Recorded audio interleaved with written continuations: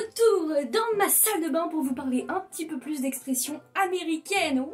On va encore voir 5 expressions américaines qui sont employées dans la vie courante et qu'on connaît pas forcément en tant que français. Le premier point, c'est deux mots qui se ressemblent, c'est pour ça que je les mets dans un seul point parce que ça veut dire un peu la même chose. C'est kinda sorta. Si vous avez vu ma vidéo de la dernière fois, donc la première partie sur ce genre d'expression, vous devez vous douter ce qu'il y avait à la place du A à la base. Roulement de tambour. Avant, le mot était kind of et évidemment sort of, kind of, sort of. Vous pouvez employer kind of et sort of et pas kind of, sort of. Mais voilà, c'est juste que c'est plus à l'oral, on dira plus kind of, sort of. C'est simplement que les Américains aiment que leur langue soit facile à parler. Donc dès qu'ils ont le moindre effort, ils jettent. Kind of, sort of. Vous voyez, j'ai à peine besoin de bouger les lèvres. Et kind of, sort of, ça veut dire du genre. Alors c'est pas comme la dernière fois, like, genre, le filler word, le mot un peu fourre-tout. Là, c'est vraiment de ce genre-là, du type. Par exemple, c'était un peu un connard. He was kind of a jerk. Ah oui, et ça peut aussi s'employer en tant que réponse.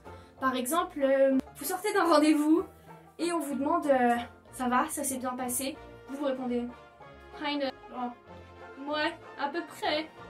Dans ce genre-là, ça voudrait dire en français. Le deuxième point. On va prendre une autre contraction qui est cause et qui peut aussi s'écrire C-U-Z. Cause. C'est tout bêtement la contraction de because. Because, parce que, dans la cause de, si vous voulez avoir un lien avec le français, vous comprenez because, c'est 2 syllabes, c'est beaucoup trop long à prononcer, donc on jette le bi. Encore une fois, une contraction de quelque chose qui était déjà pas très long à la base. Mais bon, très employé, donc je vous le dis. Gimme.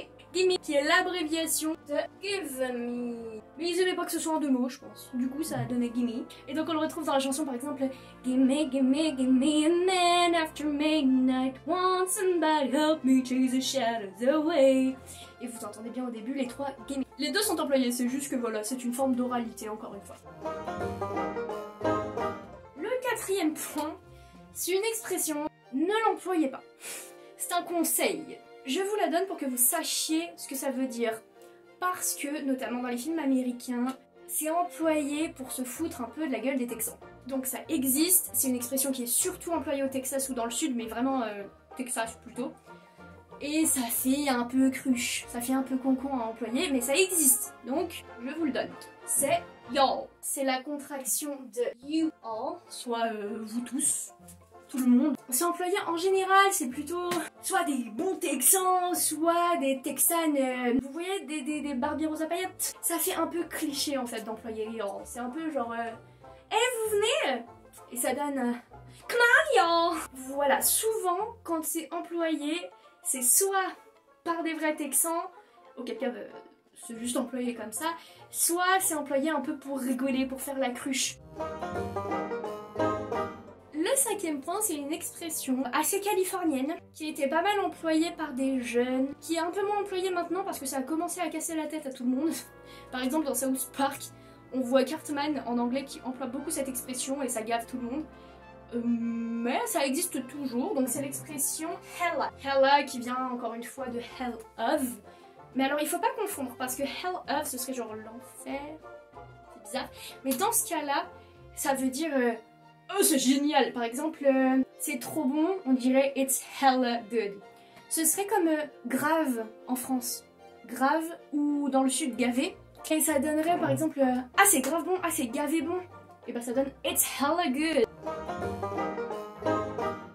Et on va finir cette vidéo sur un petit point de prononciation. C'est pas une expression ou quoi que ce soit, c'est juste que je vais vous donner un conseil pour la prononciation par rapport au son TH. Je connais beaucoup de Français qui n'arrivent pas à prononcer le V, par exemple that, et qui se mettent à prononcer ça comme un Z, zat.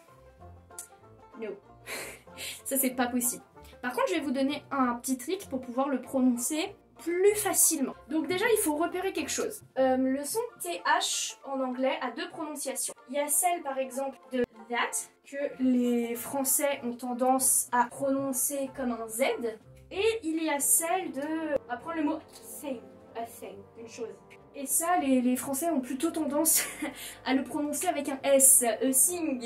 Sauf que sing, ça veut dire chanter, donc non plus. Hein. Mais là, ce qui nous intéresse, c'est le côté the, avec beaucoup de guillemets parce que ce n'est pas the, mais c'est pour que vous voyez ce dont je parle. Le TH de the, qui se prononce normalement la langue entre les dents, the.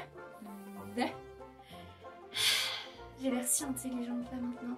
Bref, donc le the, vous avez beaucoup d'Américains qui ont la flemme de le prononcer. C'est pas qu'ils n'y arrivent pas, c'est juste que, voilà, encore une fois, la langue américaine est pleine de flemme. C'est pour ça que c'est facile à dire pour la plupart des sons. Et du coup, en langage oral, il y a pas mal d'Américains qui auront tendance à ne pas prononcer the, mais à prononcer d, avec un D, littéralement un D.